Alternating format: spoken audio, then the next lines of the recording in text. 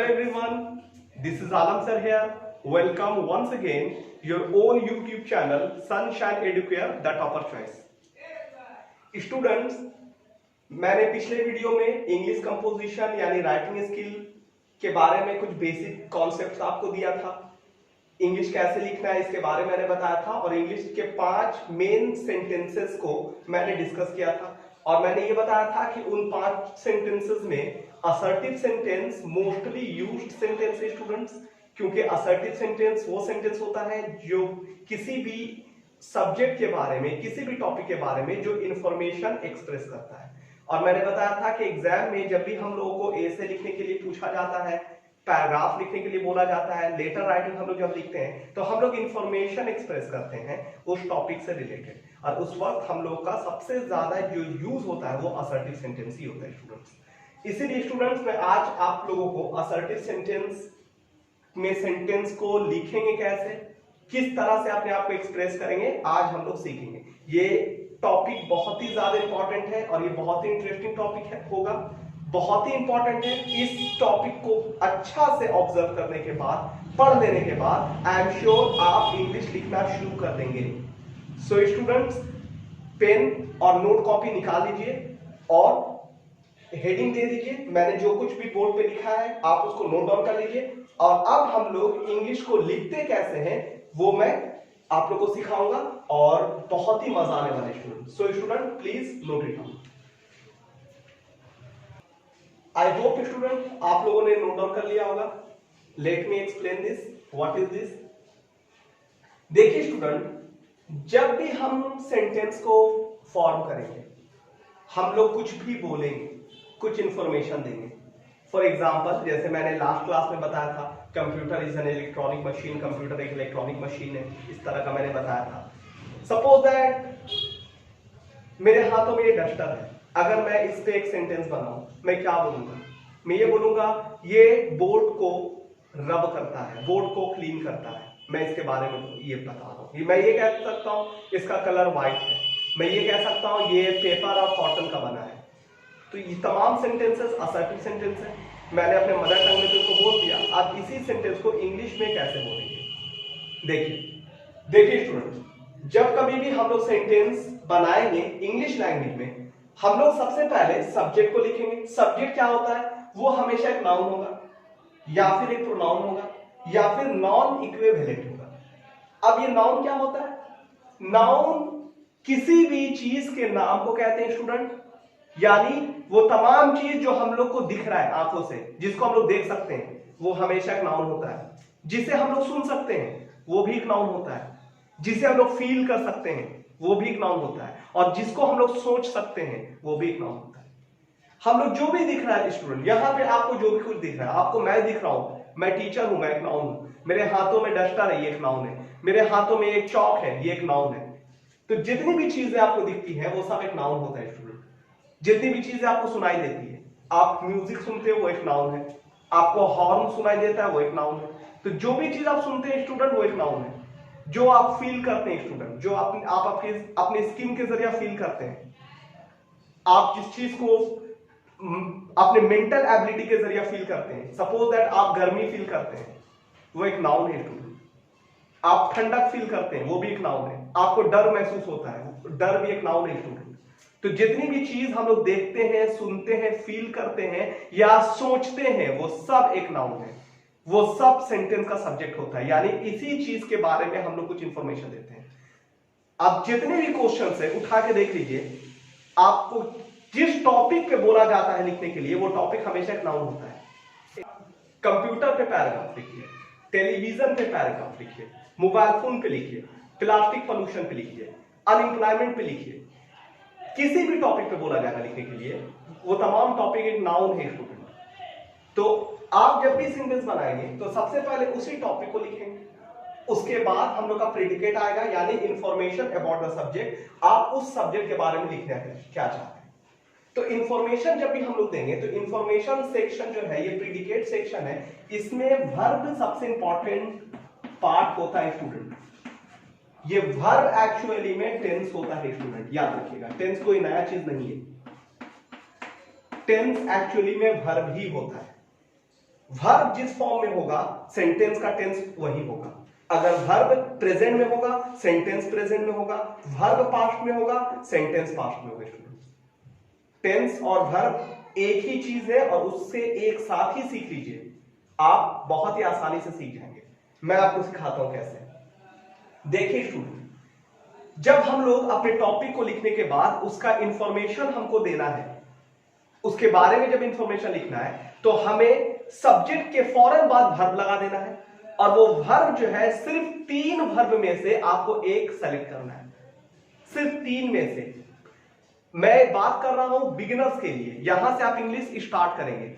English बहुत depth है student, लेकिन मैं आप लोग को जो सिखा रहा हूं वो स्टार्टिंग से सिखा रहा हूं। मैं आपको बेसिक कॉन्सेप्ट बता रहा हूं, जो अगर आप जान जाएंगे तो आप लिखना शुरू कर देंगे, डेफिनेटली कर देंगे। तो याद रखिए, सब्जेक्ट लिखने के बाद आप 3 तरह के वर्ब में से एक वर्ब को लेंगे। वो 3 वर्ब क्या है स्टूडेंट, मैं अब आपको बताता हूं। सबसे पहले आप वर्ब का बी फॉर्म यूज कर सकते हैं, जिसमें is, am, are, was, verb ये आता है, ये आता है। आप इसको अपने मदर टंग में इसकी मीनिंग लिख सकते हैं। इज इसका मतलब होता है, एम इसका मतलब होता है हूं, आर इसका मतलब होता है, वॉज इसका मतलब होता है था या फिर थी, और वर्ब इसका मतलब होता है थे।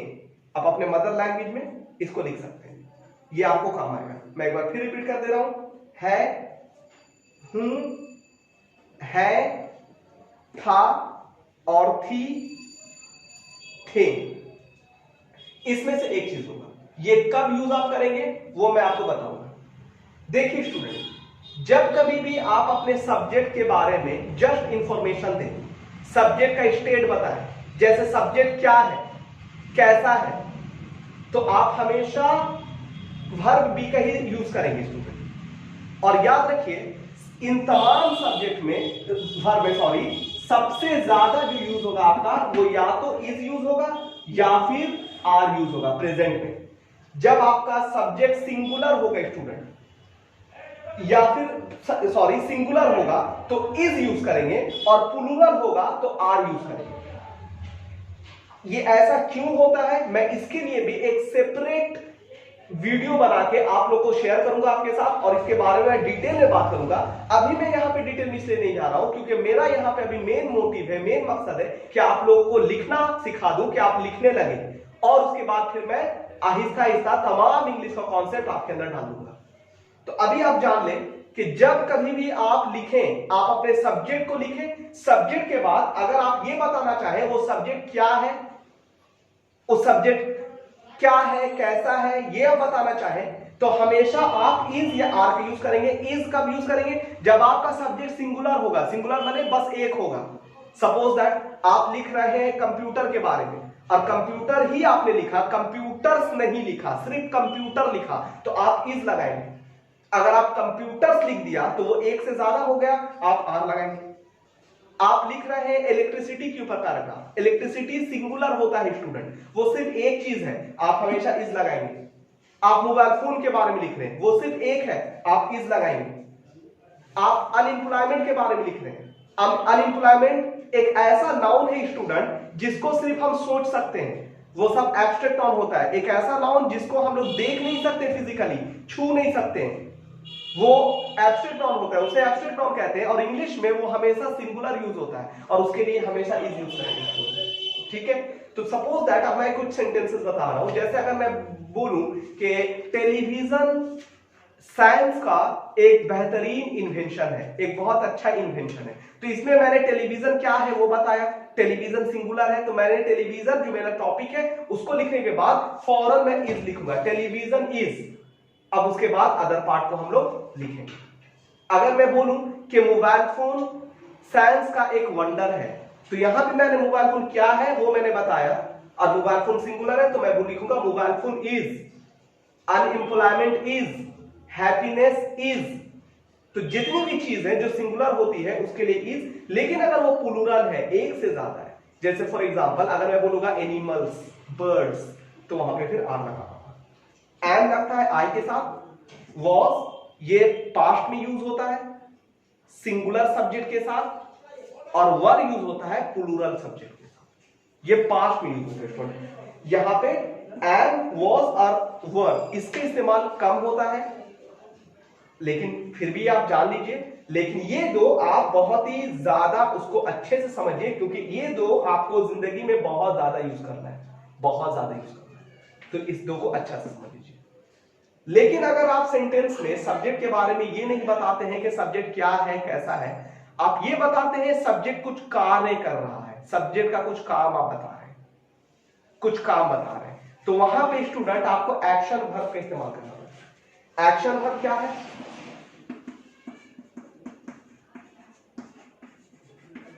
एक्शन वर्ब क्या है? एक्शन वर्ब 5 तरह का होता है student. Verb 1, verb 2, verb 3, verb 4, verb 5। For example go, went, gone, going, goes. इन तमाम 5 फॉर्म में सबसे ज्यादा यूज होता है वर्ब 1, वर्ब 2 और वर्ब 3। देखिए स्टूडेंट, ये फॉर्म सबसे ज्यादा इंग्लिश में यूज होगा। क्यों यूज होगा?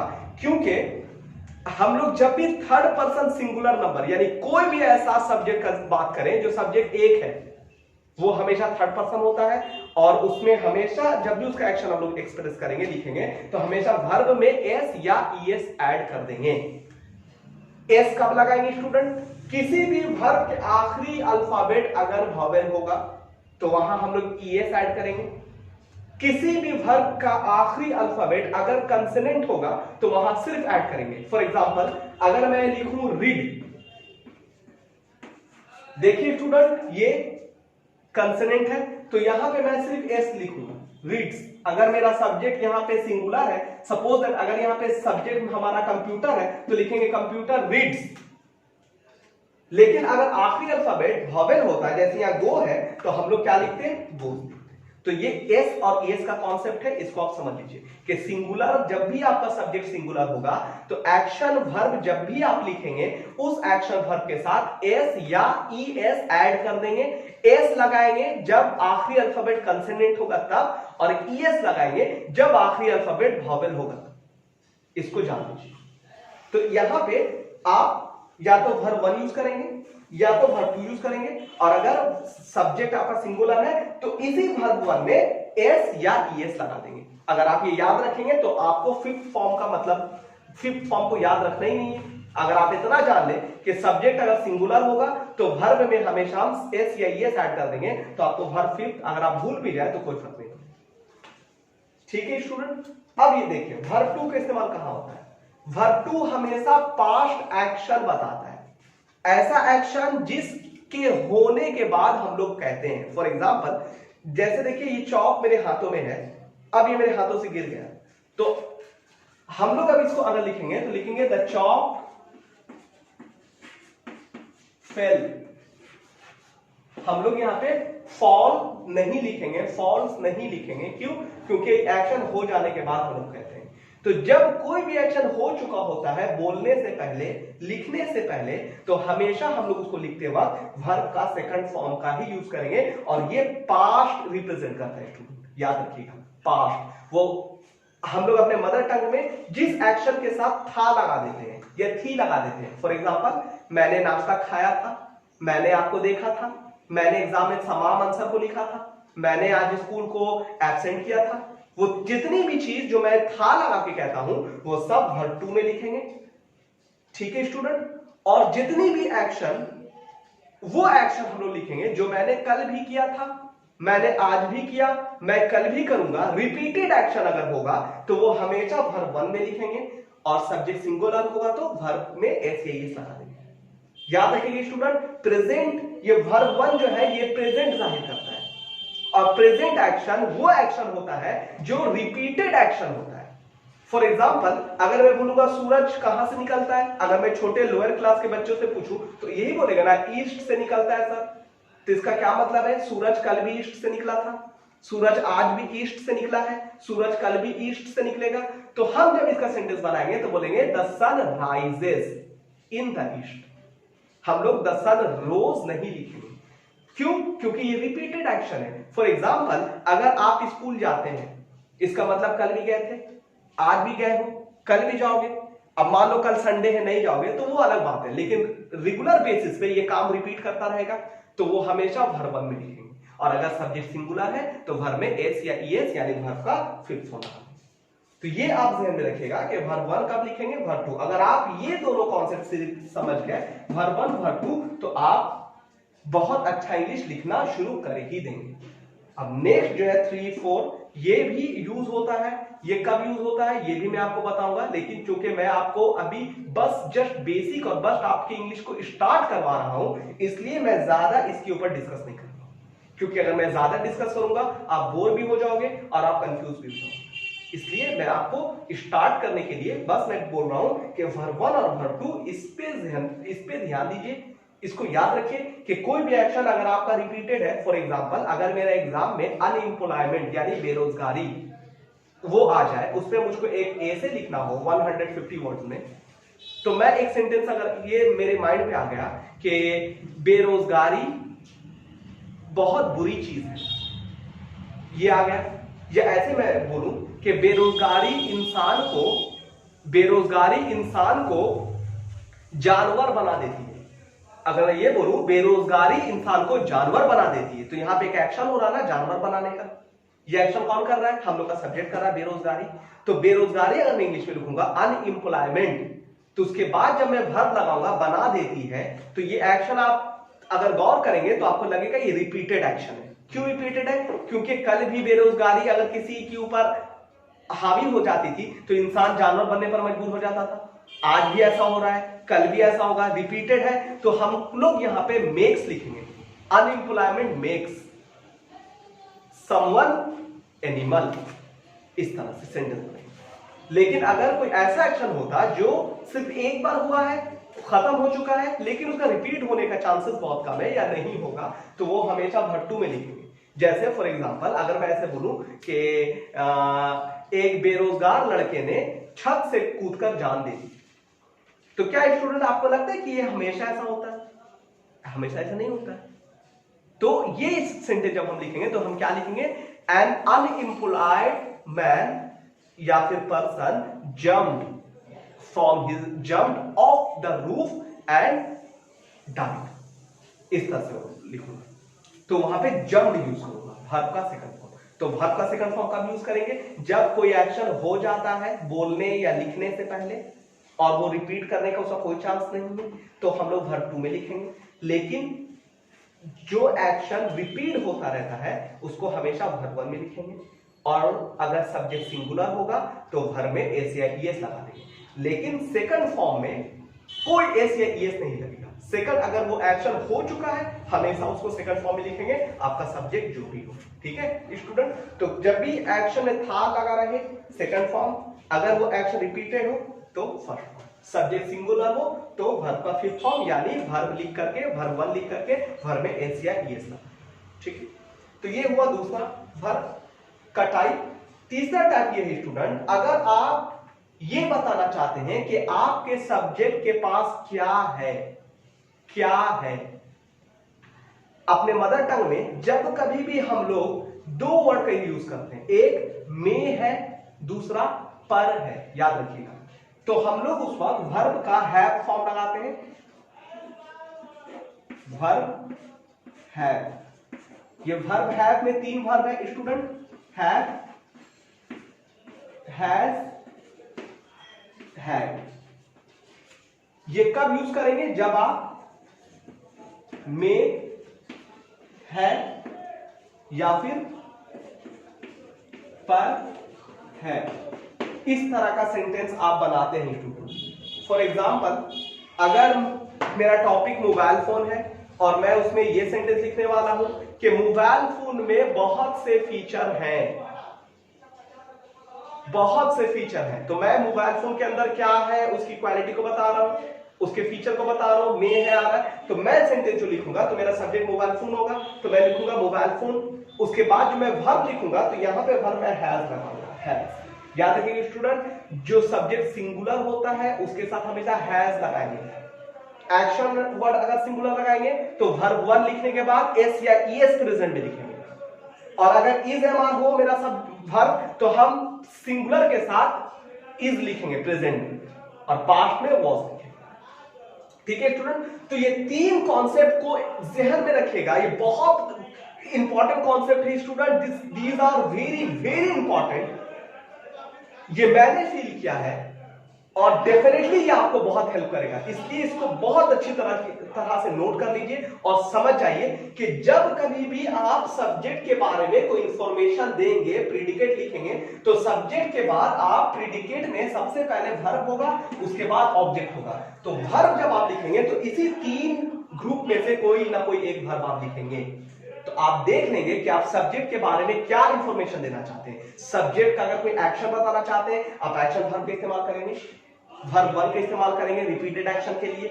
अगर सब्जेक्ट सिंगुलर होगा, जो कि ज्यादातर क्वेश्चन का होता है, तो आप हमेशा वर्ब में एस या ईएस लगा देंगे। एस लगाएंगे जब भी आपके वर्ब का आखिरी अल्फाबेट कंसोनेंट होगा, ईएस लगाएंगे जब आपके वर्ब का आखिरी अल्फाबेट वोवेल होगा, तो आप जो है एक्शन वर्ब में एस लगा देंगे।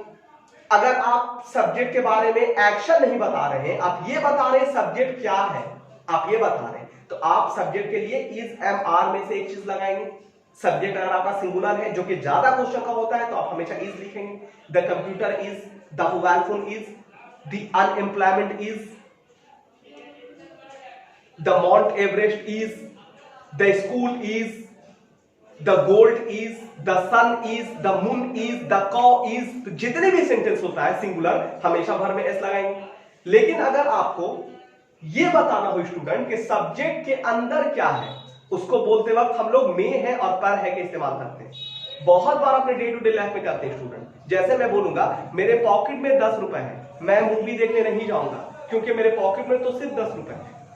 तो क्या बोलेंगे, माय पॉकेट, ये 10 रुपए किसके पास है स्टूडेंट, वो मेरे पास नहीं, मेरे पॉकेट के पास है, मेरे पॉकेट के अंदर है ना, तो पॉकेट यहां सब्जेक्ट हो गया।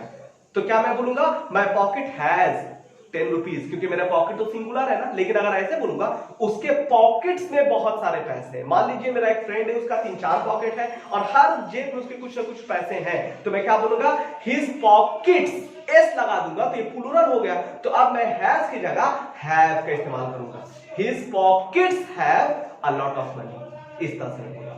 और अगर मैं इसी सेंटेंस को पास्ट में ले जाऊं, मैं ऐसे बोलूं मेरे पास एक मोबाइल फोन था, अब नहीं है, तो वो भी मेरे पास क्या था वो मैं बता रहा हूं, तो मैं क्या बोलूंगा my mobile phone, sorry I had a mobile phone.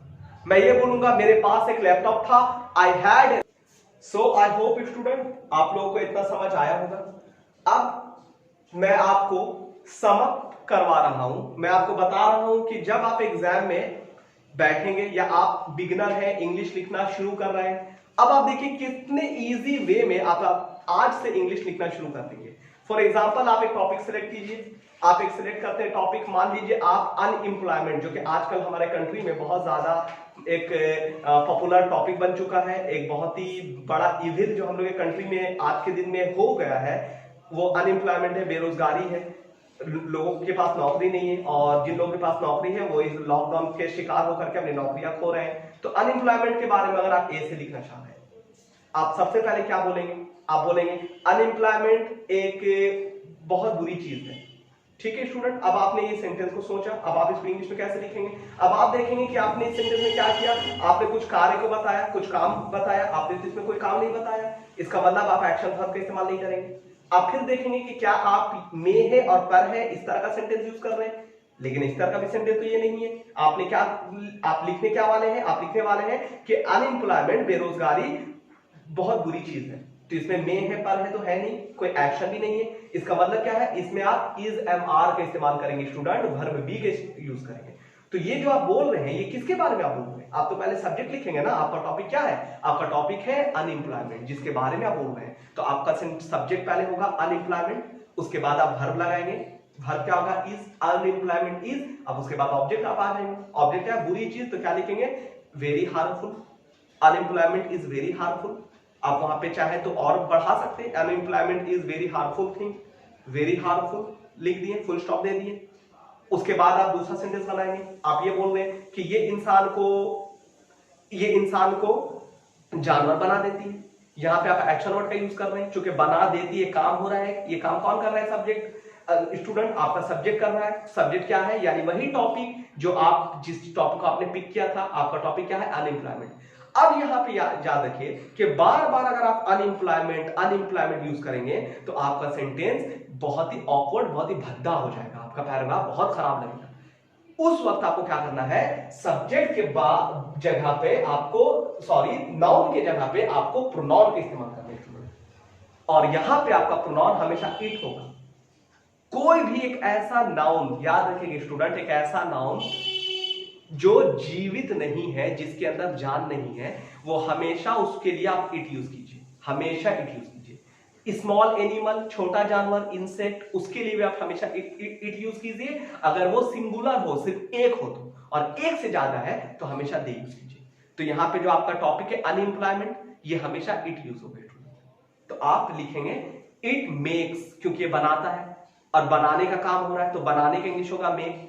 अब यहां पे मैं एस क्यों यूज कर रहा हूं? मैंने अभी बताया था स्टूडेंट, अगर आपका सब्जेक्ट सिंगुलर होगा यानी एक होगा तो आप हमेशा वर्ब में एस या ईएस ऐड करेंगे। तो मैं यहाँ पे मेक है, जिसके आखिरी अल्फाबेट वोवेल है, इसलिए मैंने यहाँ पे एस बढ़ा दिया। इट मेक्स अस एनिमल, ये हम लोगों को जानवर बना देती है। अब मैं तीसरा सेंटेंस अगर इसके बारे में ये लिखूं कि अनएम्प्लॉयमेंट अपने अंदर बहुत बुराइयां रखती है, तो यहां पे देखिए स्टूडेंट, में है, पर है, रखती है, इस तरह का सेंटेंस आ रहा है, यानी हैव, हैज, हैड में से एक चीज यूज करेंगे। तो यहां हम लोग क्या यूज करेंगे? हैज यूज करेंगे, क्योंकि हम लोग का सब्जेक्ट सिंगुलर है। तो लिखेंगे अनएम्प्लॉयमेंट या फिर इट हैज बहुत बुराइयां। बहुत बुराई क्या होगा स्टूडेंट? इविल होगा बुराई का इंग्लिश। तो लिखेंगे it has a lot of evils in itself. इस तरह से हम लोग सेंटेंस को बिल्डअप करेंगे, आगे बढ़ते जाएंगे स्टूडेंट। सो आई होप आप इतना कर सकते हैं। आप इसी तरह से टॉपिक को, एक इजी टॉपिक को चूज कर लेंगे। चूज करने के बाद उसके ऊपर 10 सेंटेंस फॉर्म करेंगे। कुछ सेंटेंस एक्शन वर्ब से लिखेंगे, कुछ वर्ब बी से लिखेंगे, कुछ वर्ब हैव, हैज, हैड से लिखेंगे। सेंटेंस को फॉर्म करेंगे स्टूडेंट। जैसा भी हो, गलत और सही का फैसला आप नहीं करेंगे, आप बस लिखेंगे। लिखने के बाद आप नेक्स्ट जब मैं वीडियो शेयर करूंगा तो उस वक्त जो है आप चाहे तो कमेंट सेक्शन में अपने सेंटेंसेस को पोस्ट भी कर सकते हैं, और उस तरह से जो है आप, या फिर कोई सेंटेंस आपसे नहीं बन रहा हो, आपने बहुत अच्छा सेंटेंस सोचा अपने मदर टंग में लेकिन आप लिख नहीं पा रहे हो, आप कमेंट सेक्शन में आप लिख सकते हैं। मैं उसको कैसे लिखेंगे मैं उसको आप लोग को बताऊंगा, और नेक्स्ट वीडियो में इससे आगे हम लोग बात करेंगे, पढ़ेंगे और इससे आगे सीखेंगे। आई होप इतना आप लोग को समझ आया होगा।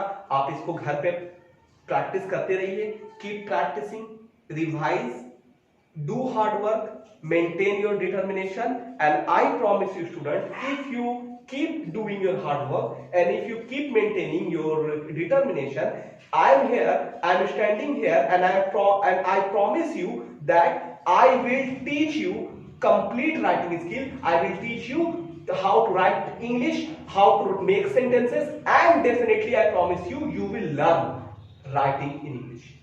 Okay students?